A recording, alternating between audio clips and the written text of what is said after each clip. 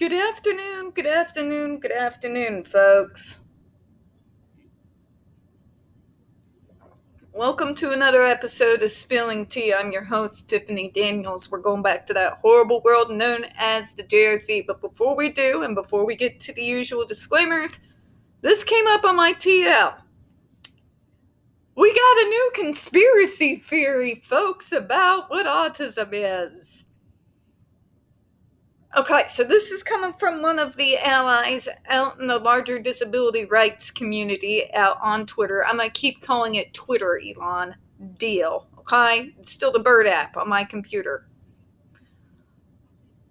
So let's see this insanity, shall we? This is from Imani. She's awesome. If you're not following her, please do. We are going to play this. We have to play this.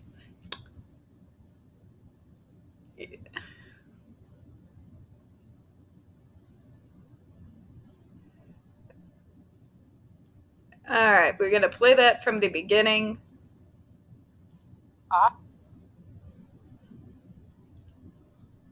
Fungus? No. And y'all's obsession with curing autism is weird and dangerous. And the only thing that usually comes out of these is autism ABRC conversations is a bunch of parents feeding their autistic children bleach. Speak on it. What the fuck are you all detoxing all the time? Your child is still going to be autistic, and that's okay. Alright? You all need to start unpacking your anger with having a disabled child. Because all the speculation is incredibly dangerous, and quite often leads to autistic children getting killed. A child's first experience with ableism is not going to come from the outside world. It's going to come from you all. Autism? A fungus? Yeah, folks. Everything she just said. First of all, my brain stopped at the absolute ridiculousness of the new conspiracy of what causes autism. But I like that she brings up the price that we get to pay because of those conspiracy theories. We're the ones being killed. Whether it's done because of that inner hatred, because of how we were born, or from parents who are desperate, gripping onto whatever new fad is out there. A lot of these detoxing ideas, it's the mercury, it's bleach, or it's fungus, for God's sake. It's killed kids. Part of the reason I am the way I am is because I've been a part of this community for so long that I get emails, I get text messages, I get messages on Messenger almost every single day of kids who are killed because of this crap. There's a whole lot of anger that needs to be unpacked in regards to how parents handle when we get a diagnosis. I'm not going to sit there and tell parents to feel any kind of way. You are your full functioning, full human beings, and you have the right to your own process as to how you handle the news, 100%. And I'm not going to guilt you over that.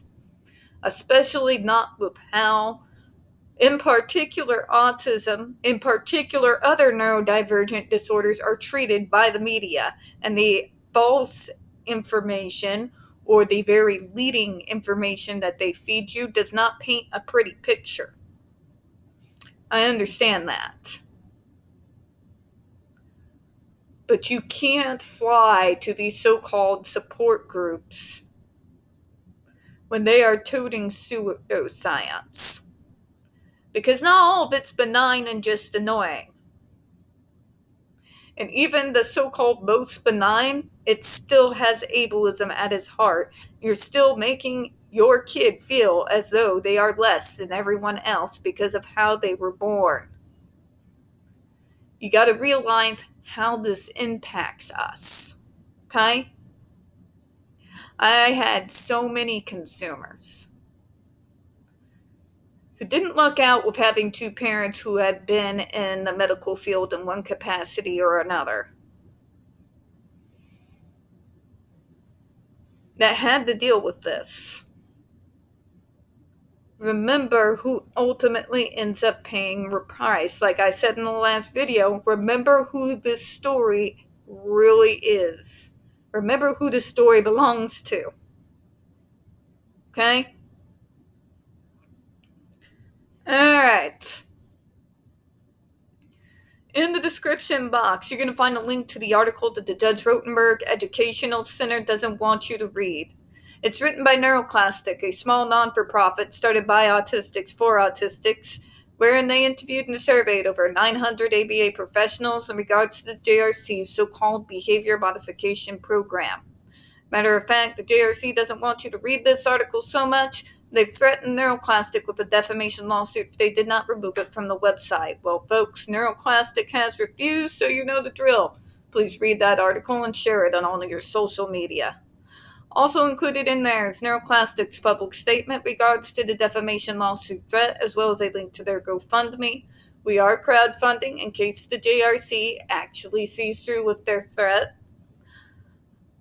Also included the Ozarks' first article in regards to Agape boarding school, now known as Stone for Help boarding school situation, a so-called Christian-themed boarding school based out of Stockton, Missouri that takes in so-called trouble meal teens that has impending over 21 civil lawsuits, claims, and allegations leveled against it, all which have been substantiated by the Missouri Department of Social Services, and they include the following: sodomy, rape, sexual assault, child abuse, psychological and emotional abuse, child trafficking, starvation, and that's just for starters.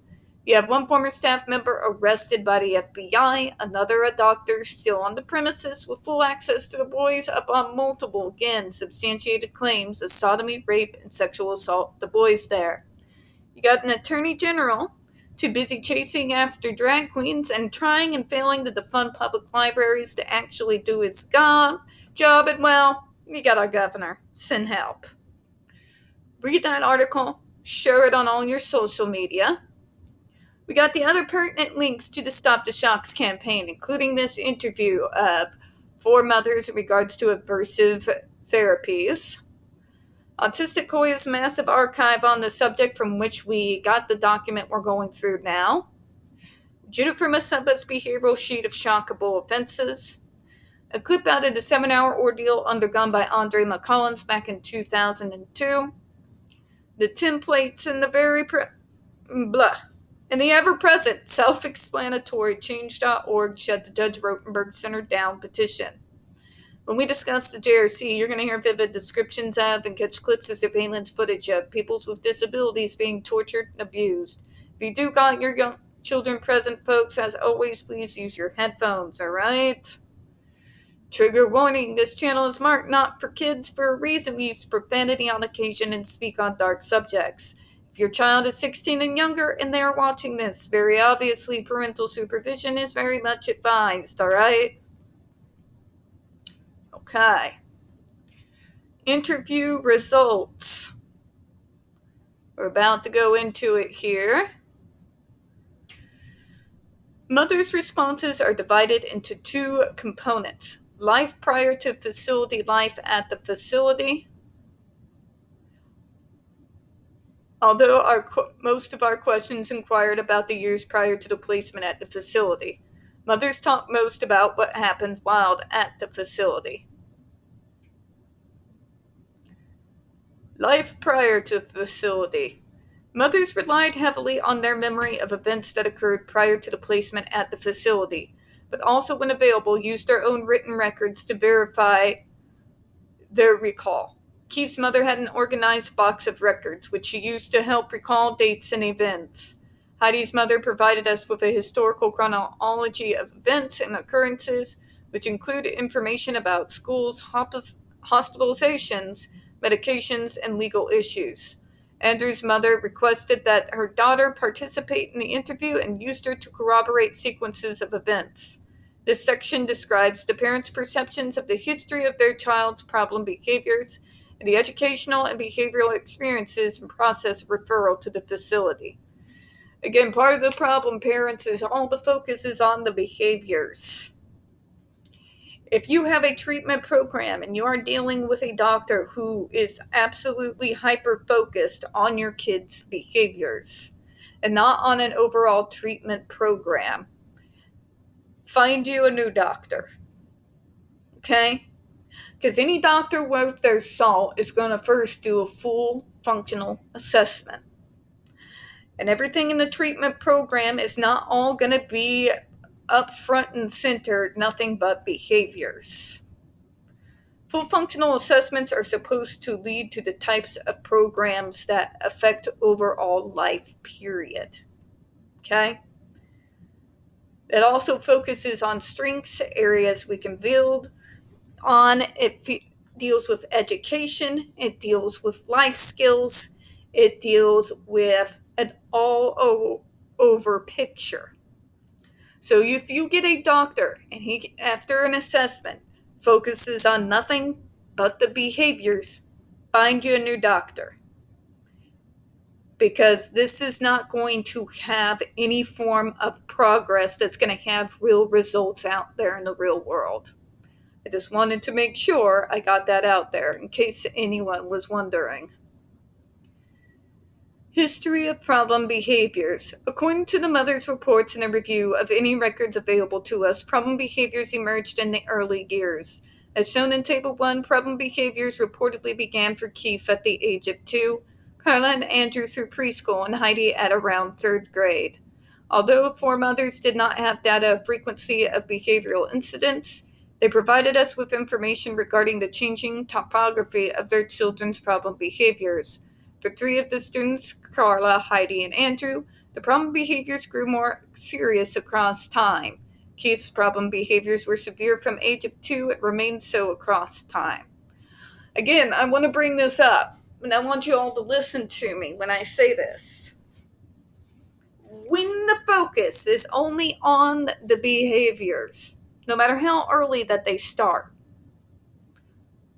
can some behaviors be extremely dangerous and need to be dealt with? Yes, but it's how you handle the behaviors that is pertinent here. Okay? You're not really dealing with a behavior if the behavior is all that you're focusing on. Allow me to say that again and then I'll elaborate. Ad nauseum at this point, but, they know about what they say about repetitiveness. When you're dealing with behavior, yes, even when it starts that young, and your focus is only on the behavior, then you're not actually dealing with the behavior. It's not coming out of nowhere, folks. Something, whether it has to do with misfiring of neurons, sensory issues, it's as different as each individual who has a neurodivergent diagnosis. Something's triggering that behavior. Ignoring the fact that there is a trigger to only focus on trying to stop the behavior is self-defeating. Because you can't actually effectively deal with any type of behavior unless you are dealing with the triggering issues. To use a kind of comparison that neurotypicals can understand, how does one, when they're a full-blown, true blue alcoholic, deal with recovery? If all you're focusing on is the alcoholism and the stopping of the drinking, but you do not delve into the things that was triggering the flight to alcoholism in the first place, it's self-defeating. As a recovering alcoholic who's been sober for coming up on 3 years here, I tried to quit previously, and it failed. And the reason why it failed was it was a primary focus on stopping drinking and not what happened that led me to that addiction in the first place. When you don't deal with the triggering issue or the depression event that leads you to what I went into, more often than not, whether it's a behavior or an addiction, you're going to lapse back. You're most particularly going to lapse back if there is a trigger or an event that is similar, that puts you in a similar state of mind that got you doing the thing in the first place. Okay? Hopefully, if I put it in a way that neurotypicals can understand, the few of you that actually do watch this channel, that can make it a little bit easier for you to wrap your brain around. Okay? This is why you can't just treat what's on the surface. You gotta go deeper, or else what's on the surface that you think that you've won against is just gonna come back. And folks, a lot of times when it does come back, it was very much worse than it had been previously. But let's go into this here, shall we? Prior educational and behavioral experiences, number of school placements. All mothers reported that it was a problem behaviors that led to multiple changes in placements across their school children's educational lives. The number of placements the mothers recalled before placement at the facility ranged from 25 plus for Heidi, 15 for Andrew, 9 for Carla, and 5 for Keith. Again, with the focusing, their behaviors were so bad that each school would kick them out.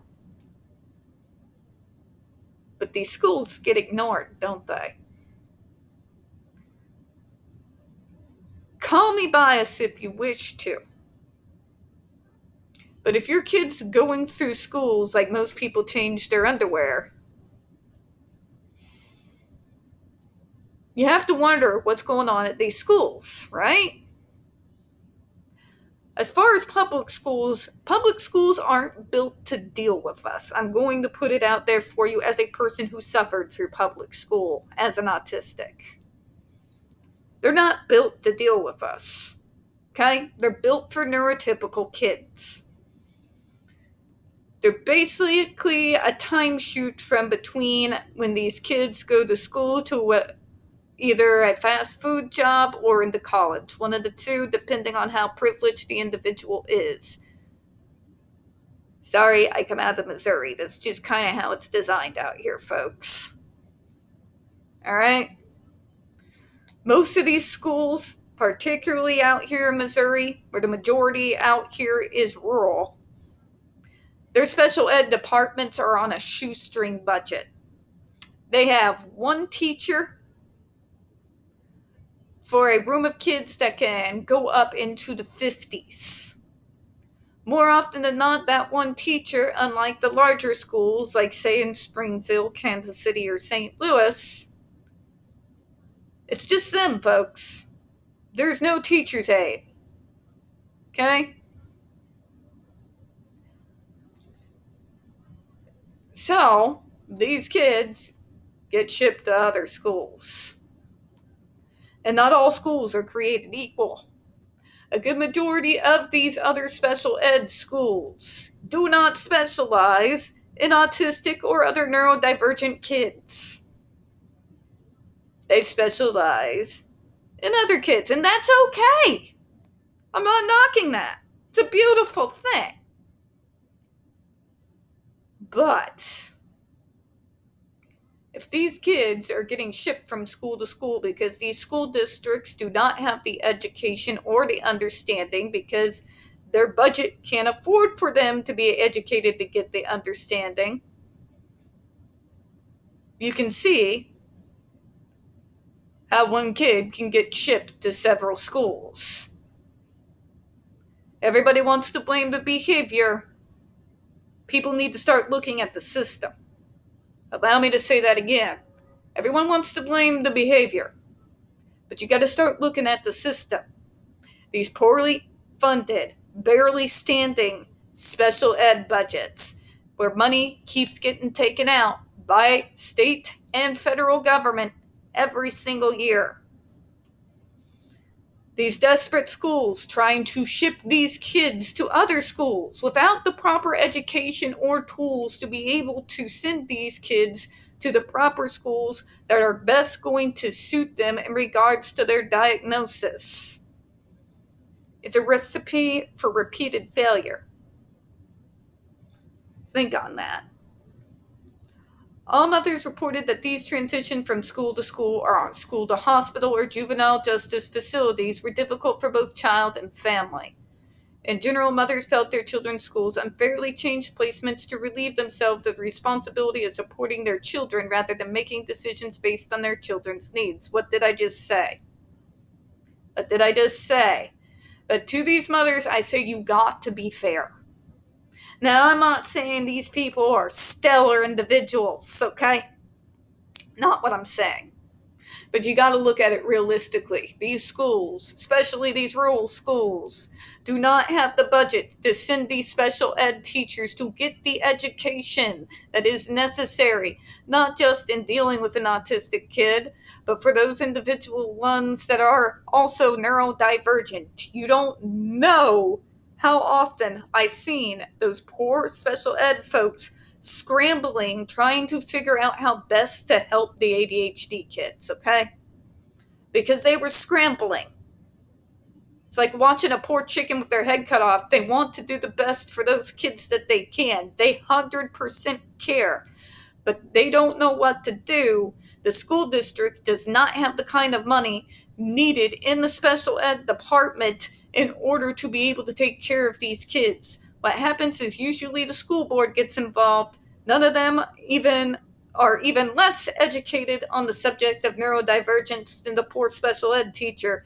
And this is how kids get shipped from school to school to school. It's Russian roulette with a bunch of people who don't know what they're doing. Okay? Just to bring it home to you. Keith's mother discussed the change of placement from integrated public school he was attending in their district to a special ed school. The classroom teacher didn't want to have that responsibility on her own, so she wanted him to go to a special school. I wanted him to stay, and the behavior skyrocketed at the special school because he was not pleased about the change. He loved that school and he always wanted to go. Even if he missed the bus, he would walk to school. This is another consideration of everybody's wishes is taken into consideration but ours. You think that's not going to cause us to act out? Autistics, as a group of individuals, are as different as night and day, but one thing that I've seen that's gone across the board is we are not good with change. Even good change. Even change that's 100% necessary, good, and wonderful, it's still not good how we're able to handle it, all right? How I've learned to deal with it as an adult is coming with auto routines, okay? Okay, this is what my routine pivots to when a curveball is thrown at me. It kind of has to be that way because, as I said this morning out of nowhere, hey, Tiff, you want to go do this? Oh, crap. Okay, I guess on that day, I have to go to Alter Routine 102. That's how I had to deal with it as an adult. This stuff can get complicated, folks. Your routines need to have routines. If this happens, this is how your routine should pivot so you don't live in autistic fog brain because you can't function in autistic fog brain. Okay? You might as well go back to bed, because there goes your day. Granted, I'm speaking from personal experience here. Let's take the rambling back here. More often than not, what we want, what we think, what we care about, any kind of input from us whatsoever is not listened to. Even when the parents try to put their foot down and try to get you to listen to us, more often than not, we're not. So what are we learning from this, folks? What am I educating you on today? And there's multiple school hopping going on. One of the things that are very, very little talked about is it all starts with public schools. Even your more wealthier public schools. I know I went to one towards the end of high school. It doesn't matter how wealthy or elitist scumbag that they are, because it was elitist scumbag, okay? The last high school that I went to, where I was still the odd one out, I just didn't care anymore. I revel in my weirdness. Suck it, normies, suck it. Sorry.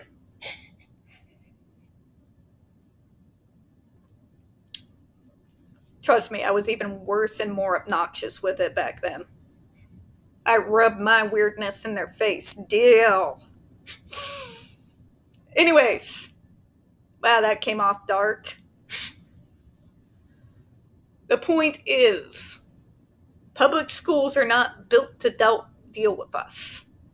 The special ed classrooms that we first get pushed off into do not have the budget or the resources to be able to deal with us.